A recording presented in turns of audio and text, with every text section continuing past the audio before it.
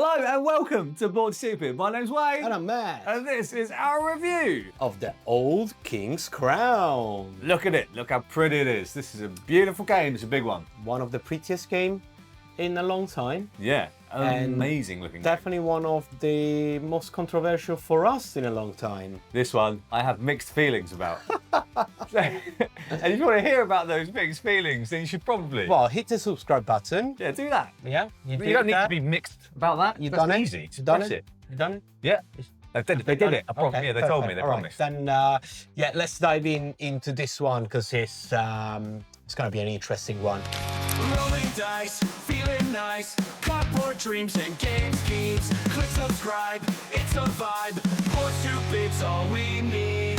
Board Stupid, game reviews for you and me. Board Stupid, here's what you should play and see.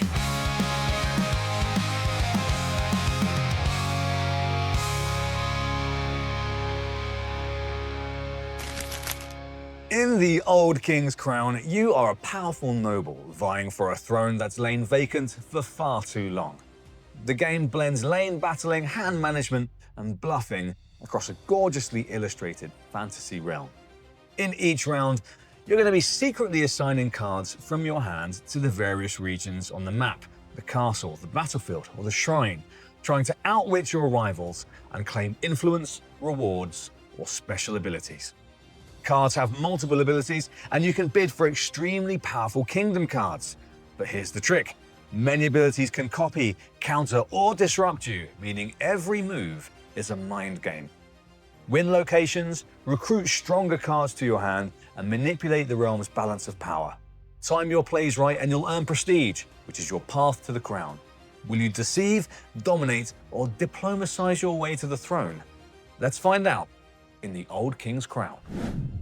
Okay, Wayne, so we saw more or less what the games does, but there's so much more to this. Yeah, there's a lot. Sorry, involuntary noise. So let's take it from the top, Matt. Yes. I think. Let's go from the top down, because this game is quite a nice procedural flow. Yeah, it is. It's got a very nice... the games kind of guide you into the phases, and so you always get track of what needs to happen next, because there are a few things. Again, the general idea is the old king has died. Bless the king. So sad, yeah.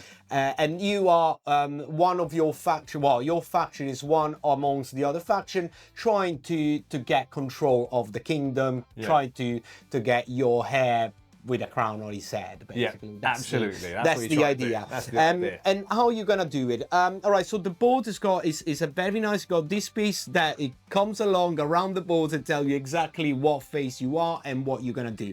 The game itself, each round is divided in season. So each round is gonna be 1 year into the kingdom history, and you're gonna have divided in again spring, summer, autumn, and winter. Exactly. And in each one of them, some specific things are going to happen. So let's start from the first things that you're doing during your turn. Is basically you're drawing the cards that you're going to use to play the game. Exactly. This game, as we roughly saw, it has a heavy card-based element. It has a kind of quasi-deck building element in the game as well, where you're going to be adding a couple of cards, 2 or 3 maximum. You can buy some cards, over a period of time, and we'll talk about that a little bit later. And you're going to draw 6 cards in your hand at the start of the game. However, the interesting thing about the card play in this is it uses card attrition, whereby when you run out of cards and you have to reshuffle, you draw 1 less the next time. You're kind of running out of steam. So you're always going to have slightly less options. You have to really manage your attrition in that way. So you always want to try to keep your hand as full as possible between turns, because otherwise, again, it's something like in Gloomhaven, it works exactly like that. When you finish your cards in your hand and you need to shuffle again the discarded pile, well, you're going to lose 1. Exactly. So that's how it works. Again, there are going to be power that are going to let you increase is the number of cards you got, and you got this very nice dial here that's gonna tell you basically how many cards is your hands made of. After that, you're gonna decide what's the turn order. So the turn order is always like who's got the most victory point is the first one. Who's the winner? Yeah, who's the winner? However, there is this very nice things that I think where if both players are at the set, let's say both at 10 points, whoever was second is going to become the first, and the first goal. So it reverses the order in case of draws, and it's quite interesting because basically you can be the first player. You got the same points of all the other players. That means you get last. It's quite interesting. After that, we started going into the game itself. And that, it's when this deck of card where the Kingdom deck is gonna come alive into the game, and this is the first time you're gonna use one of the cards that you're gonna have in your hand. This is basically a bidding mechanism, and this is a similar mechanism that you see in most of the game actually, where you are secretly placing cards to then reveal. And you actually see that in a lot of the cards and a lot of the mechanisms down here as well. You will secretly place one of your cards face down, you're going to reveal it. Whoever has the highest value gets first pick of the available special powers. These are the Kingdom cards, and these will add to your faction's asymmetry map. And there are a lot of these. A lot. And we, so this is one of the first sticky points to the game. Yes. Because each one of these cards, and there are quite a number, they're all unique. So each one's gonna have its own rules. Sometimes a paragraph of rules. Sometimes a paragraph of rules, but basically mostly what they're gonna do, they're gonna give you access to a special action that only you, if you control that card, you're gonna have. Again, I say sticky because they're all unique. And you kind of need to understand what they do, especially when your opponents have them, because they will be sometimes incredibly powerful. There will be one-shot actions that will seriously debilitate you in some way. They can be extremely effective.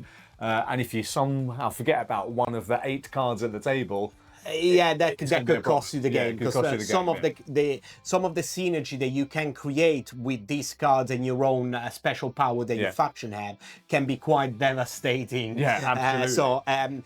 But that's where the other mechanisms while you're doing this bidding is added, because not only the highest number will get the first pick, what you can use your card as well is to steal one of the cards from someone else board, and this is you do it using a higher number rather than the number that they got already tucked in, because every time you're taking one of these cards, you're gonna put it on your board, tuck in the card you used to bid, and that is going to be kind of like that's the benchmark. Defender. That's your defender for the card, I suppose. But someone else knowing like, oh, he's got that great combo using that location card, next round might steal it from you. And that's what the games push you to do. You constantly lead, not just take the cards from here, they want you to steal the cards from the others, because otherwise they can be really runaway train, right? Really powerful. After you've done all of these shenanigans of bidding, getting cards, stealing cards, and blah blah blah, then we're going to play some heralds on the board. Yeah, we're going straight into spring. Yeah, absolutely. Nice spring. It's all spring, absolutely. And once we've done all the bidding, like you say, Matt, we are placing the heralds on the board, and then we're going to be placing our cards down here. The heralds are basically going to tell us and you're going to tell your opponent what is the area of the map, the area of the kingdom that you are the most interested in. Or maybe not. Maybe it could be a bluff. Maybe it could be something else. But it's basically giving some information, because while your herald is there, if you win that location, which we'll talk about, you get extra rewards, right? So exactly. You kind of want to win where your herald is, unless you're doing some sort of shenanigans, like you say. And touching on the location, that makes sense now, looking at the map. So the board is divided in 3 areas, 3 major areas, so top, middle, and bottom. And each one of these areas is divided in 2 locations, and each location will have a reward once you're fighting for that area and win that location. Now, say fighting for the areas, because as we will see in a second, you're gonna fight for the lanes, so for those specific areas, and then once you win the area, you can decide which one of the 2 locations you want to activate for the power, and this is where your herald comes into play and be like, if I win where my herald is, I'm getting more than what is simple on the board. Yeah, you're getting more stuff. Once your heralds are there, you're then going to be placing more cards. So like what we did for the bidding, you're going to be secretly putting cards face down in all of these lanes, as Matt said. But as you might imagine, once you reveal them all, and we'll talk about that in a little bit more detail, highest value will win. And I think that's very high level. Yes, exactly. But going back to Summer, so you place all the cards around, you place your heralds, so all the cards are face down. One thing is that you can add one of your supporters straight from your board. You're gonna start the game with 5 supporters. That's gonna give you a +1 to add to that specific areas. However, they are one-off, so you can use them, but then they are gonna be off. They're going to be gone. Let's talk about some other stuff that we can do in this phase, where we've placed heralds, we've placed the cards. This is like the overarching spring section of the game. There's quite a lot going on there. You can also activate one of many one-time powers. Yeah. You might have powers from the kingdom cards that you bid on. You might have individual faction powers. Yes. You might have some sort of powers on your other cards that you've managed to buy through the game, as well as placing supporters. There's a lot of things that you can do, and here's the thing. You do all of your spring actions before another player gets to have Exactly. So it's not one way. No. You have to do all of your actions. Do it all. Then the next player, and then the next player, and then the next player. And it's kind of like, at the start, especially when you're starting the game for the first time, this could be quite overwhelming a little bit. But you see where the strategic side of the games comes up, because all the players are gonna see, right, all right, you're winning, but you're going first. We see everything that you're gonna do. Exactly. So we can see everything you can do in the spring, absolutely. But once you've done all your shenanigans and everyone's done the spring stuff. Spring is over. You're gonna go straight into summer. Get your ice cream, get your sunglasses, because it's your battle time Don't forget your battle fight. Don't forget your battle axe. Absolutely. And this is when all of the shenanigans will hopefully pay off for you, where all of the cards that are face down get flipped face up. Yes. And then we start doing some interesting card play, where we try to resolve some things. Exactly. But before you're doing that, this is what is the catch-up mechanism of the game.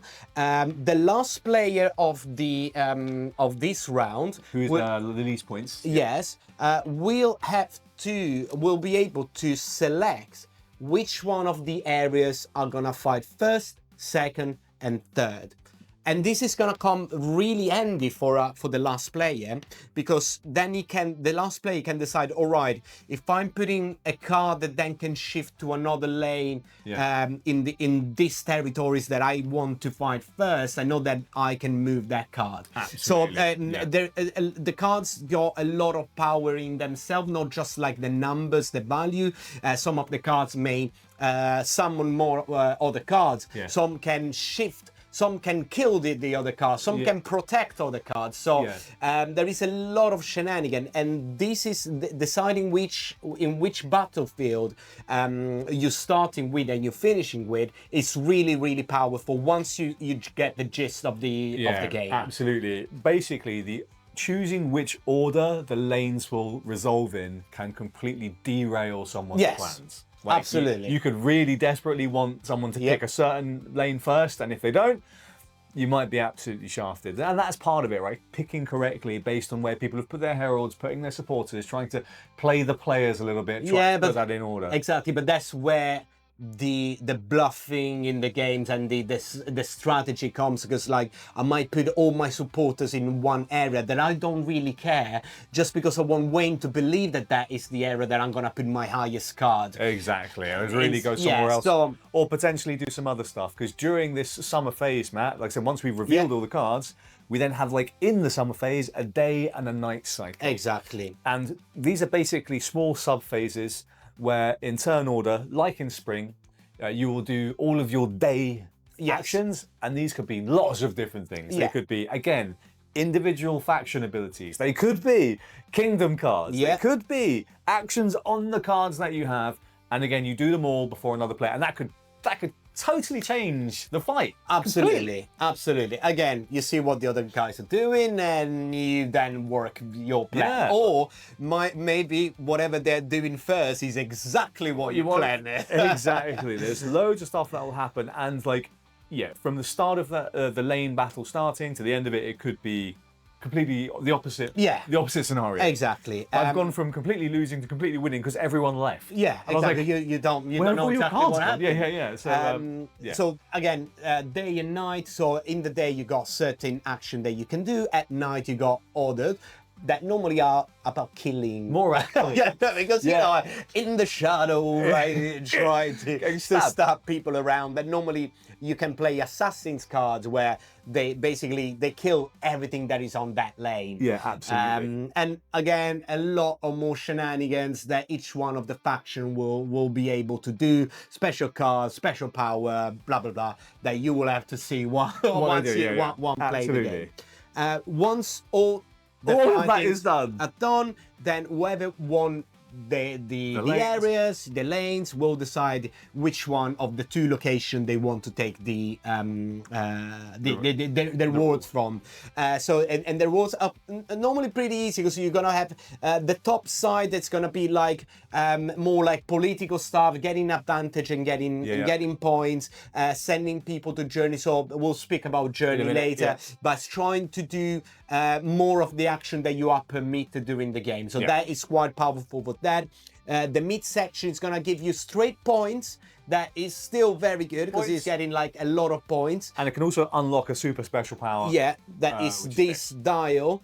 Whoever controls these dials can use their superpower of their faction up to 3 times, unless someone else steals this from you. And the last section, that of course is the shrine and the necropolis. They're all dealing with the discard pile, playing with your deck. Exactly, and that comes handy when we're talking about attrition. the hand management. All that section is not going to give you much in terms of like powers or stuff, but they're going to let you reshuffle your deck, taking cards back and not having to worry about losing cards during the game. So there is a balance in these three, and during the game there is never like, oh, if you point on that specific location you're gonna win the game. It doesn't work. There is too much shenanigans going on, but I think for you to guarantee anything. And one of the most not annoying, but that creates a lot of problems around the table between people, is the fact that 2 Heralds are fighting in the same location. Yes. The winning one will steal power from the other as well. Yeah, so you're going to steal points from your opponent, for your players. And so that can be something that you can do strategically, just And just, sorry, we haven't mentioned yet, but power is how you win the game at the end. So whoever's got more power, it wins the game. Flash points. Once all the shenanigan is done, all the fight is over, the warriors are going back home, they're gonna have their beers and they gonna lick their wounds. Lick their wounds, exactly. Summer is over, I'm sorry, holidays are over, and we're going up to autumn. So most of the interactivity of the game, just to underline, is here in the kingdom card bidding, and here when it comes to the lane battling. After that, it's relatively procedural, slightly less interactive. Yes, it's slightly less, because it's kind of like gaining stuff and cleaning up. Exactly. Basically. So, autumn, Matt, you talked about journeying, and I don't know if we mentioned the council. Not yet. We'll touch on that now, I think. So, you're going to be basically very similarly to the rest of the game, committing cards in order to get bonuses. Exactly. And that's what you're doing. When you're journeying, this is your deck building element. where you're sending cards off to the lost pile, which is the trash essentially. Yeah. A temporary trash, because there's a real trash, a temporary trash, and your discard. Yeah, so we'll touch in a talk about it second. minute. And that card, depending on how much lore value it has, will get you points that you can spend to unlock new cards for your deck, and they are super powerful. Yes, so this is where each faction, let's touch about the card themselves. All the 4 action, they start with exactly the same card. Yeah. The graphics are different, the colors are different, but all the values of the cards, the powers, they're all the same at 0 to 10. Yeah. Where 10 is your Herald, that is your most powerful card that Always comes can, back pretty much. that you Can't can be use. assassinated, blah, blah, blah. Each faction that got its own little deck, its own little stash of 5-6 cards that you can spend lore to buy and get into your hands. And the cards are quite powerful. For example, the simpler one is just an 11. So that is the most powerful card that you can have. It just goes up to 11, mate. That's final tap. Yeah, significantly better. And then each one of them, each one of the faction will have the faction specifics. Now this will get into a ton with this, because each faction plays very differently in terms of like their unique powers and their added cards. For example, you got the purple ones, that are the ones that like to play with the lost pile. Yeah. What is the lost pile? It's trash, but it's not really trash. No, so you got your hands in your card, you got your deck, discard. you got your discard, that is the one that you shuffle back, and then now and then you will have to commit card to the lost pile. Yeah. That is basically out of the game. You're losing those cards because you want to buy more powerful cards. Or get assassinated. Get assassinated. Yeah. If they can assassinate someone, that's it. It goes in the lost. In the lost. But again, the purple is more like what in Magic is the black. They play with the lost pile. They're getting them back. The red ones, of course, is red. It's rage and it's killing. Aggro. That's the aggro deck. It's the aggro deck. The blue ones got a lot of shenanigan with the generating councils points, and generating council and stuff, so yeah. and so on. But each one need probably like a dedicated video just like each one what because there are so many different abilities and stuff that they can go into. What they do. So that is why you want to send the cards on a journey. You get new cards that can do new cool stuff. Exactly. After that, you got the council that we just mentioned for the blue faction. The council, again, you're committing card to the council. So you're going to lose cards from your deck and from your hand to go into the council to get benefits like every time you win a territory, you got 1 extra point. Or you can get your supporters back to your board. Yeah. Each one is a different. You got 3 different ones, and they're going to give you more. More, exactly. More. But at the cost of cards. Yes, because all is this card system that you always need to look after. On top of that, you get all the powers from specific cards. Some of them will let you put more cards directly into the board for the next round. Yeah. And so on and so on. Again, going up with each specific one, it might take ages. So autumn's done. Autumn's done. It's That's winter. It. It's winter. Winter. Luckily, it just is clean up. Clean up. Take back your stuff. Put your cards in the discard. That's that. Wow, that was a lot of stuff. It is. And then you go to the next round, you're starting all over again. The game's got 3 different modes. You can play to 4 rounds for a short game, 5 rounds, that is the standard game, 6 rounds, that is the long game. Yes. And it's got a solo set that we haven't played it yet, but it's got a solo. If you're a solo player, there is an entire rule set of rules and cards, and there is a proper solo things. Maybe one day we're gonna give it a go. But this is the game. It's basically a lane battler on steroids, like not even on steroids, like on gamma ray. Just like it is, yeah. It's on many drugs. Yes, it is. Matt, should we take a break and talk about the production? Yes, let's do it. So, Matt, I mean, not to belabor the point, you'll see during that amazing B-roll footage that he always takes and the close-ups that he takes, this is a stunning game. The designer, Pablo, who is also the artist. Yeah. What a talent. It is one of the most beautiful things. It's pure talent. It's pure beautiful. Each one of the card is again unique design with unique characters, a little flavor text on each one. The board itself is a thing of beauty because all the territory here at the center is a one unique image, but then it's very clear which location is what. Unreal. Everything is like each single wooden piece is absolutely stunning. All the kingdom cards is all of this like unique design. It's just an absolute beauty. It's a delight, and isn't it? Yeah. I'm so glad that this game was on Kickstarter. It's coming retail very shortly.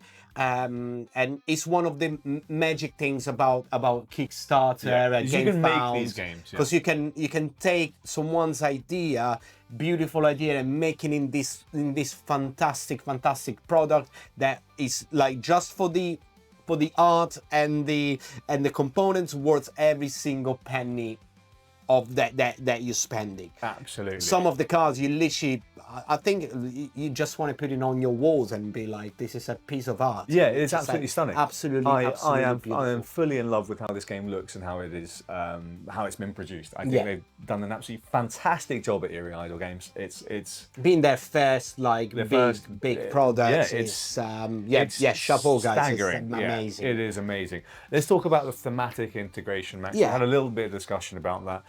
Like, I feel like it doesn't necessarily feel like I'm like taking over a kingdom war-wise, but it definitely feels political. It does. It's slightly more abstracted. It does, yes. As you mentioned. I think the difference from a game like Heralds, which is where I might draw a comparison. Where you're moving the troops around, you're kind of like more tactically into the game. This one is like, all right, my Herald is here, these are my cards. It divides a little bit more from that experience. However, the feelings of betrayals and backstabbing and taking power and winning the territories and trying to bluff with the other people, that feels real political and real. You're getting into the theme of the game. Taking someone's stuff, seizing it by force. Yes, that's it. Like that's the feeling of the game for sure. Or just like playing your power at the right time and messing with someone's plans and taking everything that was them and just I was the last this round and now I'm 10 points ahead of you. I think on at least 3 occasions I went, my entire plan is ruined, completely out of the windows because of something that happened, and that is this game for sure. Yeah, absolutely. Absolutely in that thematic vibe. Matt, should we talk about who this game is for? Yes, let's go. Okay, Wayne, we said at the start that we got some different opinion on the game. Yeah. But let's start first. What do you think this game is for? Absolutely. So this is for the adventurer type folk, those adventurer type personality, the people that want like that really, I suppose, thematic feeling, sense of discovery, sense of wanting to, you know, really dig in deep and be involved in a game, right? To really want this game to be almost a lifestyle game, to go out and like, I want to really fall in love with this big, almost American style, thematic, interesting experience, but also is in love with the type of games that leader games or whirligig games make. Yes. Because I think, as we both mentioned a few times, so talking to us and to our friends, this is a leader game without being a leader game. It is. Or at least adjacent. So adjacent. Yeah. So I feel like if you like those games, you're going to like this game for sure. If Halt is your favorite game, if Root is your favorite game, if something like the Queen's Dilemma or the King's Dilemma is one of your style of game, you're going to find what you're looking for in this one without being any of those games, because this is completely different to any of those games. Oh yeah, 100%. This isn't like a rip-off of of a Cole Worley design. No. This is completely unique feeling. Absolutely. It's bold and ambitious, frustrating, which we'll talk about. So this will not be for you if you are, I suppose, let's talk, you like the new wave of modern Euro games. I feel like if that's your normal vibe, Yeah. this was going to be so left field. Yes. Because there is quite a lot of this game that will be completely out of your control. There is a lot to learn. There is a lot to unpack from the game. It's one of those games that I think an experienced players will always win. Yes. Always. Yeah. It's just like, because if you know the games, if you know what the other faction can do, you always win. So it's got a very difficult stepping process for someone that The learning curve is more like a cliff face. So Yeah. there's it's more free climbing. It's like free climbing. Yeah, exactly. Like free Because, winning away. yeah, complexity meter. Ooh, up on the screen. Complexity meter goes up Straight in the expert to expert Yeah, category. yeah. We don't Yes. even need to have a discussion No, about it. It no, goes no, straight in no, the expert it's, category. it's rightfully there, but it's a game that, when we spoke with Pedro, like, his idea, it was not making a game for everyone. It's to make his game what his The vision. idea was, and I think he did achieve that. Yeah.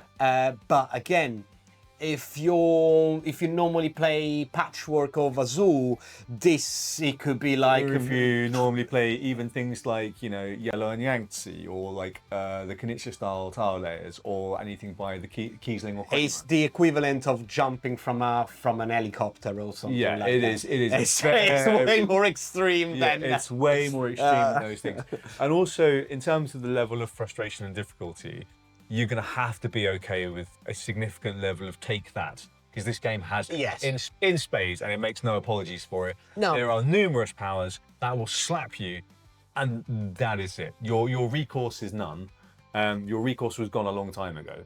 So you got to just kind of just. It was gone when you sit down to play the exactly. game. So you sit down and you agree that this is going to happen to you. Yeah. And sometimes that just happens. And if you don't like that, this is going to be a problem. No, again, yeah, I absolutely agree with you. The game at its core, at the end of the day, is a lane battler, as Yeah. we said, on steroids, gamma ray, or every other supernatural thing. Yeah. And there is a lot more to that than simple the lane battler. Yeah. But the way that the guys took something like a lane battler and transformed it into this complex, fascinating, expert game is absolutely fantastic. This is what I really love about the game. But big but with a T, not T. Yeah. As you say, you need to be ready for it. It's not a game that I will bring out for, all right, we got four friends around. Yeah, they play board games now and then. Let's put play it on. Elkis It's not. But if you are in that, if Root is your game, like your lifestyle game, this might be your next lifestyle game. And I will also say, Matt, I would not buy this game if you're only going to play this once every few months. No, it needs to have love. You need to love it, and once you love it and you get into the game and you find a group that loved it, this game's gonna give you a lot of love back. Yeah. Sometimes backstabbing and betrayal, and you would like to flip the table, because that is my feeling. Yeah. More a lot of time, but it's the same feelings that I had with games like Arcs or Roots every time we play, that I'm hating it at the moment because something really, or my plan went down the pipe. But at the same time, 30 seconds after, I'm gonna be like, all right, next time I'm gonna do this, and next time I'm gonna do that. So it loves you back, but it needs love. And you need a group of friends that love this style of games, because again, having this like rock climbing learning curve, you need people that sit down and take time, like learning what each faction does, what this, even just your faction, what your faction does. Is kind of like, you need to sit down and probably spend a little bit of reading and trying to think about what the synergies are. And this is one of the things that I spoke to Pedro about, like, why you guys haven't put in like a player aids. We can't, like in Roots, you got like this is my faction, read this, it's gonna tell you more or less what my It's playstyle got a whole is, first or what my round special walkthrough is what everything like. With the intro for Root is excellent. and yeah, and the guys from Eerie Idol, they were like, we wanted the people to discover the game. We wanted them to get into the lore, into the game mechanisms, because each faction is very well written, even in a lore perspective. And once you know the lore, you understand the power that they do. You kind of like the mechanisms start moving and the cogs start moving in your head. But it takes time. It's not a one-off game. Absolutely. And so let's riff on that a little bit. So I think I understand where he's coming from, but I think because this game has such a cliff face of a learning curve, for me, and for some of the people that we've played with, it leaves a bad first taste. Yes. Right. So if you don't get over that first taste because you don't have an additional player aid or some additional guidance, you're never going to want to discover it. Yes. So it's like if you have a first bad bite, there is no enticement to want to continue. So there is like, I kind of understand, but at the same time, if you're not prepared for it, and if that's something that you're not into, then it will leave a bad birth. Yeah, because it might be too punishing and leave you like, why do I want to spend another hour and a half? 3, 4, 5 games trying to work out how to play this game. When you could have just given me a sheet. Yeah, exactly. And that's what we asked Pedro, the designers, that could have been better to have like a beginner setup game, especially with the Kingdom cards. So the Kingdom cards. This is another critique, I think. That important to say. All these cards are all unique with all unique rules, and sometimes a lot of rules, as you can see in some of these. But I would have preferred for the first games, for example, to have kind of like, all right, for your first game, just use these 10 cards. So everybody can learn those 10 cards and you don't need to spend too much time thinking about, okay, what this card does, or what everybody have at the moment, because how is this gonna synergize with Wayne's card when I can't remember mine? Like, let's figure I can't read it. Like, there's no way I can really figure out what it is. There is a lot here. But for experienced players, it's going to give you so much depth. If you play this game 20 games, play this game 20 times, and someone says, oh, I have the old King's Spear, and you know what that is. Oh, I know what that means. Yeah. And actually, I also have the Grand Tourney. Yeah, okay, I can understand that. Yeah. But like I said, you need to get to that level before this game starts to really deliver. Yeah. But on the positive side, speaking with Pedro, they're thinking about doing some online content, like on their Discord, resources on maybe like a guided first game, absolutely, or use this, not use that. I'm trying to do so. It kind of like help you out into the game for the first few times. So even an experienced player can play with someone that never played the game without leaving that bad taste in their mouth. They're still gonna have it because it's that kind of game. If you're a more experienced player, you gotta batter the other one, but the other one might think like, oh, I got battered, but I'm liking this, give me more. I'm a masochist. Slap me more. All right. So Matt, should we go to the final thoughts? Let's go. Let's do it. Matt, give us some final thoughts on this really fascinating game, because there's a lot to say. So I will start saying that I really liked the game. Really, really, really liked the game. I can see playing this game for a long time with the right group of people. I want to learn the factions. I'm getting really fascinated about the strategy that you can build with each one of the factions. All the cards that give you power, all the shenanigans that you can do, the bluffing, the backstabbing. I really love it. But I do understand if some people's going to tell me like, this is too much for me. Yeah.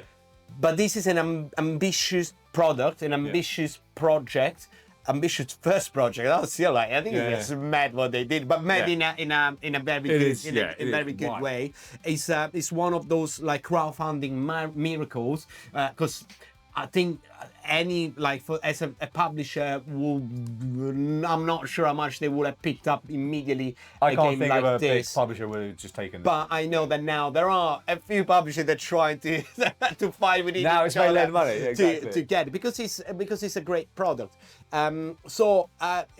Me, Matt, I love this game and I want to play more. Other Matt that play games now and then or stuff like that, I will play once and then be like, maybe this is not for me. I'm not smart enough, or I'm not into enough. I think I have such mixed feelings about this game. Because I know you love this game. I think I admire the design and I admire the ambition. I think it's undeniable what they've done here. And I think this is for maybe the top 10% of, the 10% of the board game community. Yeah. Like, But they're making 9. Yeah, 9%. Is that? They're 9. It's those folks that love those games other games that we've talked about, and that's the kind of experience that you want. That, you know, quite aggro, very interactive, back and forth, like almost unpredictable storytelling, where it can create emergent stories Every through time the it's a gameplay that you different, do. the It's going to different be a story, different experience. However, I'm not saying that those people are smarter or more experienced board gamers, because I'm a very experienced board gamer. I've played this with other very experienced board gamers as well, who love very heavy games. You know, things like Gaia Project and those really like and Lacerda type games, and it gave a really bad first impression. And I think like this game really needs to overcome that. And I don't think it's particularly forgivable that it doesn't give you anything to deal with that first impression right out of the box. Yeah. And I think that is an oversight that I feel needs to be underlined if you're considering getting this game. Getting past that, if you can get over that hump, and if this is the game that you're like, You've climbed that mountain. put your nose over the top. You can help me out to the top. Once you got there, this game will deliver. There is infinite replayability just because of the different mechanisms that we talked about, the way the different cards interact. The potential for expansions with different cards you can add in for people as well. Different factions and different abilities. Yeah. You can flip these out and do different things with this. There is so much potential in the design that this could be, for those 9% that we talked about, your new favourite game. Yes. And I think that's important to underline. I think that should give you an idea of where I sit. This is not a game that I love, and not one that I'd rush back to. But on the opposite side of the coin from you, Matt, I 100% understand why you would, and why people that would love it absolutely would. Yeah. So those are our thoughts. So that was our review. The Old King's Crown. What a roller coaster! What a roller coaster game. Oh, this was really interesting because usually me and Wayne, we got different tasting games, but we kind of like most of the time agree. Sometimes a game for him is amazing. For me, it's a good game. It's just like it's very nice that a product like this already that we got this discussion out of it. I'm already loving it, Paul. Yeah, it's really exciting. I mean, I've loved doing this project and playing it through with you and doing this review and all the notes that we had and discussions about it. Games like this need to be made because they elicit emotion. I absolutely agree. Yes, Right? they need to be there. They have to be around. They are, again, for that 10% of the board game population. Yeah. And that 10% is gonna love it. I'm sure about it. And this is the kind of game that influences the other 90% of games that are made. Exactly. There's stuff out there that is exciting. People are gonna take ideas from this game. I have no doubt.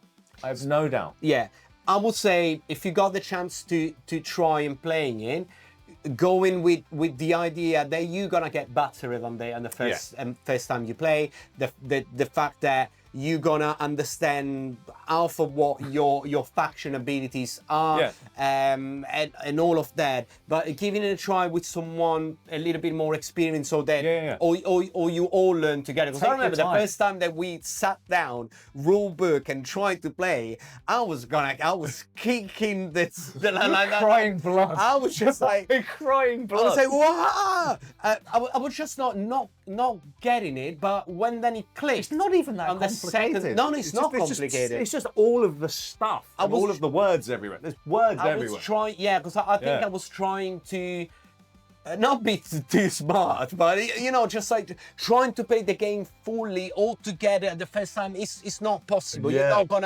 You're not gonna enjoy. I'm not gonna know what you're doing. It's- I'm not gonna read what this is doing. Blah, blah, blah, blah. Just, It's you kind gotta of go like with it's it. kind of like very fine cuisine where Yeah.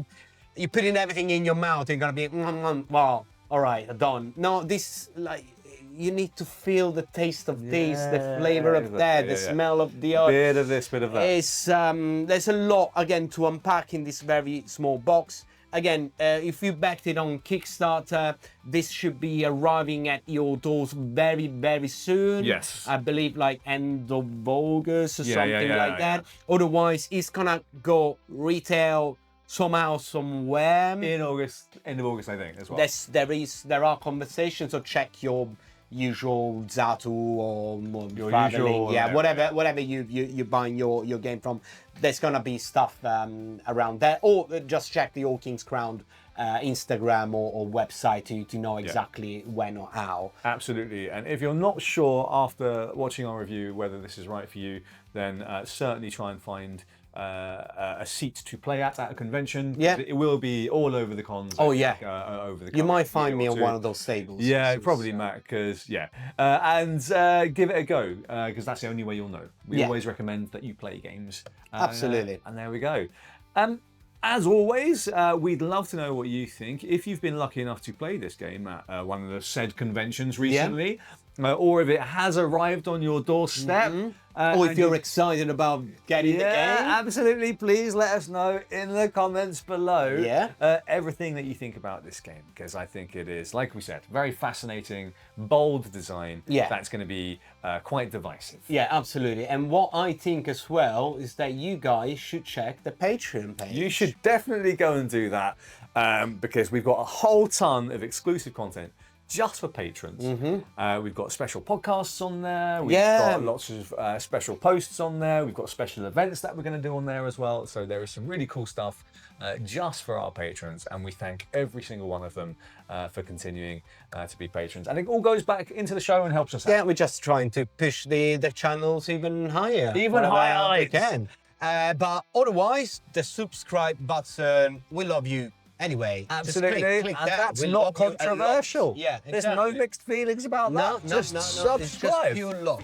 It's Pure pure love. love. Check out the rest of our videos as always, and we will see you at the next one. Ciao. Possibly, game reviews for you and me. Possibly, here's what you should play and see.